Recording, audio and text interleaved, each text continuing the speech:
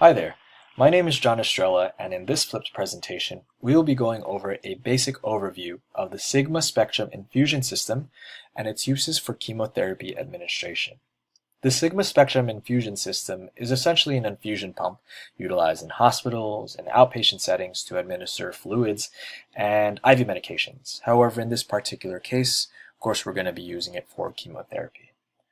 Also, before we move forward to covering the ins and outs of the actual pump, our first objective here is to gain a proper understanding of chemotherapy and drug safety fundamentals, then using that basis to safely and accurately use the technology. So let's begin. In general, chemotherapy drugs are medications that target cancer cells or malignant cells at specific stages of the cell cycle. They can also prevent these cells from spreading to other parts of a patient's body, also known as metastasizing. These drugs are often given in combination and at regular intervals or cycles for best health outcomes, and that results in a sample protocol, which is shown right here.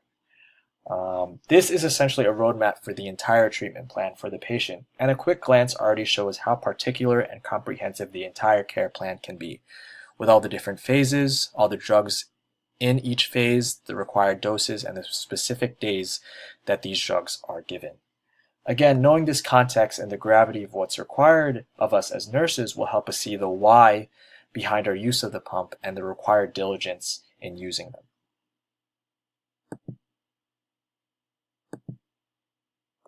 Now moving forward to drug safety, it's important to note that any delays or inaccuracies in the care plan can result in what is called an adverse drug event or injury to the patient from using that drug.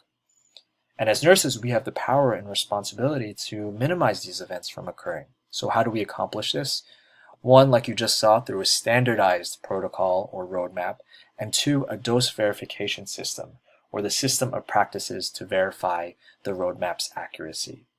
Now, if we look at a particular phase of a roadmap and this verification process, you can see that all of these variables need to be verified, and that is through several independent double checks. By independent, I mean checks must be done without the assistance or influence of another staff member. This is to avoid their potential mistakes carrying over to your mistakes and vice versa. And two, these checks need to be double checks.